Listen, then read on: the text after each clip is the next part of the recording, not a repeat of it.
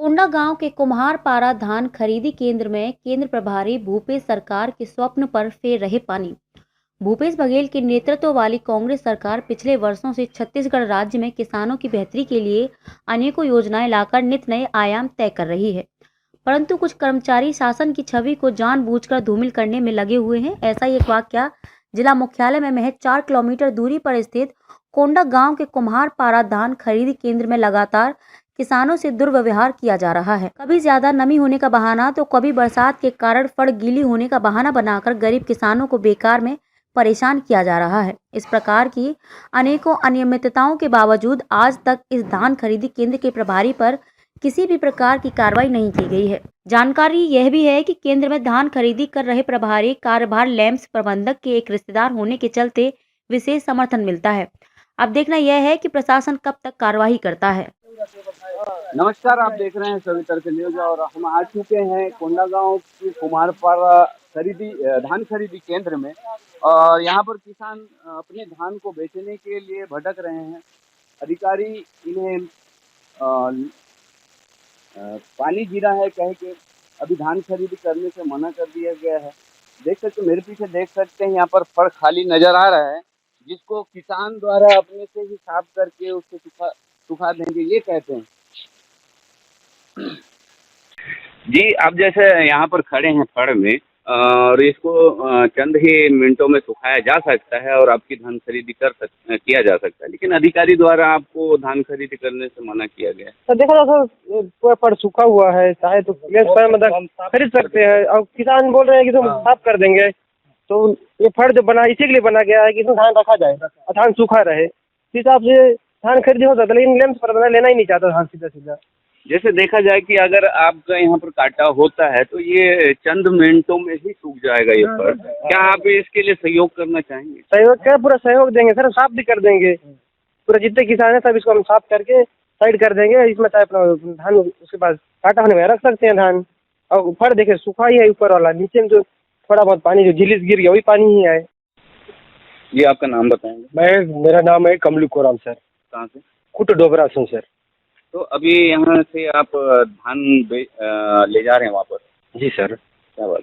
वो ले नहीं रहे सर, बारिश के वो पानी है, ये है वो बोल के कई बार वो किए, हम लोग वापस जा रहे हैं सर। क्या कहा गया है आपको, कब तक लेंगे? हम लेंगे 26 का तो बोले हैं सर, डेट 26 को लेंगे बोल रहे हैं। जैसे कि सुना गया है कि वहाँ पर फड़ में जानबूझ के पानी छोड़ा गया। हाँ सर, झिल्ली का पानी तो पूरा गिरा है सर फड़ में। हाँ, तो उस वजह से नहीं ले रहे हैं। हाँ जी सर। किस तरह से खरीदी केंद्र में घर से या जो भी खेत से आप जब लाते हो अपने धान को ट्रैक्टर के सहारे किराया कराकर या खुद के ट्रैक्टर से, ये सारी चीजों में आपको कितना खर्च होता है उसको डिटेल से थोड़ा बताएगा। सर किराया में तो लाया हूँ सर ट्रैक्टर, हमारी लेबर भी लगाया हूँ, उसका भी करीबन सर 3000 के आसपास मेरे को खर्चा आएगा सर। सरकार की तरफ से आपको बोनस कितना मिलता है? बोनस वही है सर जो देते हैं सरकार, वही से मिलता है अपने को। कितना धान खरीद? हाँ, वो करीबन 56 कुंटल का खटा है सर यहाँ। हाँ। मेरा तो जैसे कि अभी एक बार आप आए हो, सेकंड टाइम आपको फिर लाना चाहिए। अगर बारिश वगैरह हो जाता है ना बाई चांस, तो फिर वही होगा आपके साथ। तो इस तरह से आपको कितना नुकसान होगा उसके बारे में बताओ सर। डबल फिर होगा तो फिर वही डबल हो जाएगा, 3 का 6 हो जाएगा, फिर 6 का फिर वही बढ़ते जाएगा सर, 9 हो जाएगा मेरा। जी, नाम बताओ सर। मेरा नाम मनोज कोराम है। मैं आज यहाँ पर अपना धान लेके आए थे और खरीदी नहीं होने की वजह से आप नाराज लग रहे हैं। हाँ भाई, हमको दिया गया था 13 तारीख का डेट, लेकिन मानसून की गड़बड़ी के कारण मतलब धान खरीदी नहीं हो पा रहा है बोल कर कि यहाँ लैंप्स मैनेजर साहब हमको बोले।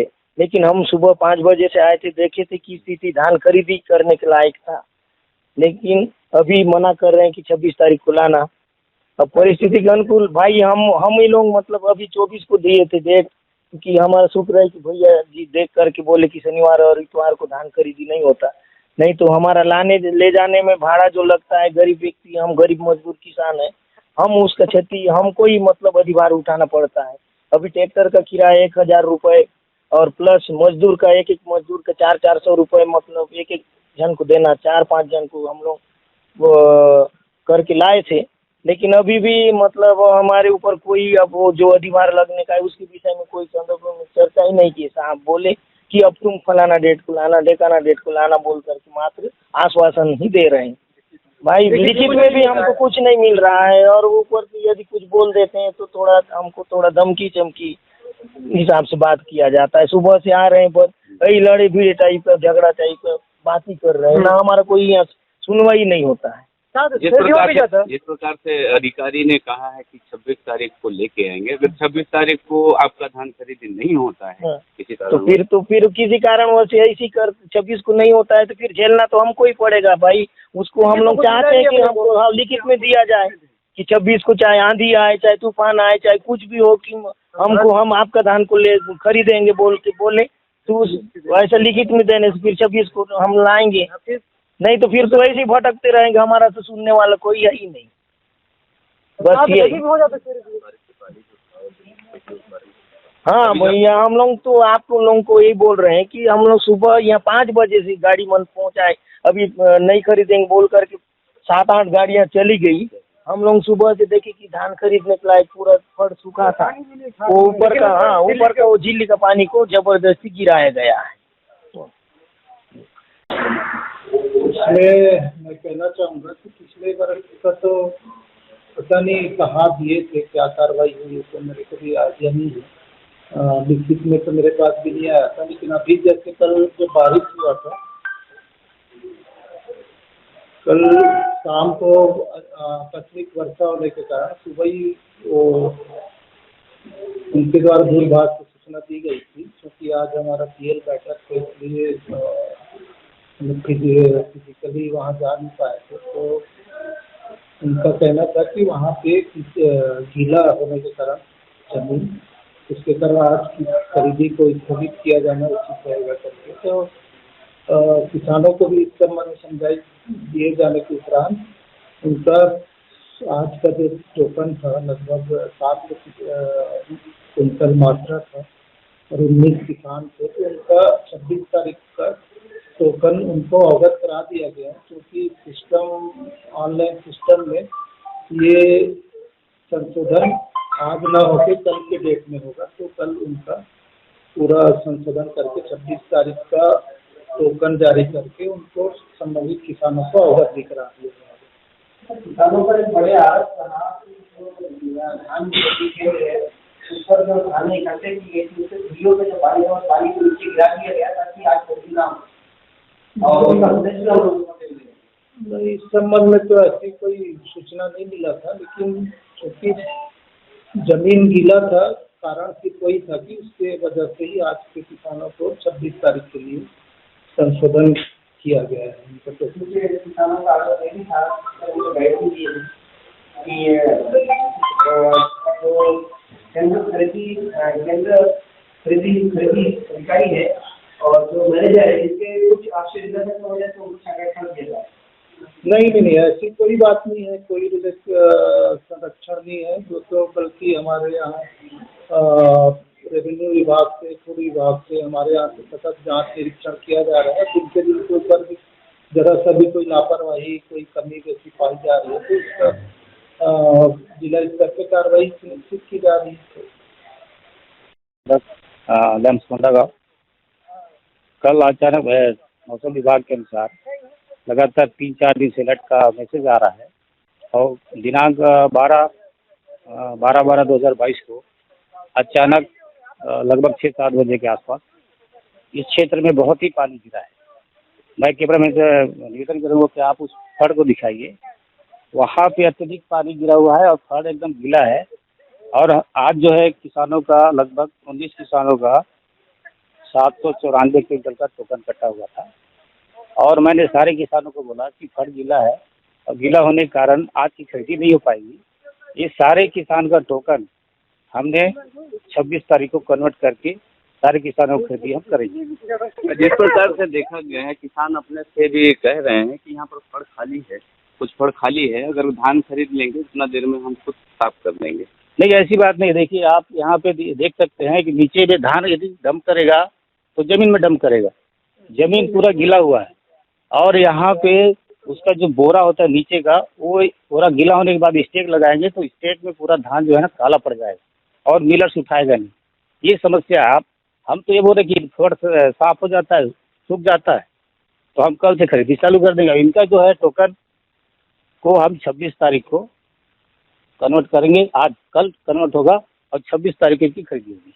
इससे पूर्व भी इस खरीदी केंद्र में एक मामला आया था, जो धान के नमी को लेकर नहीं खरीदा गया था, उन्हें वापस किया गया था। हमारे द्वारा जब उसको जांच किया गया था तो सही पाया गया था। देखिए ये बहुत पुरानी बात है, किया गया।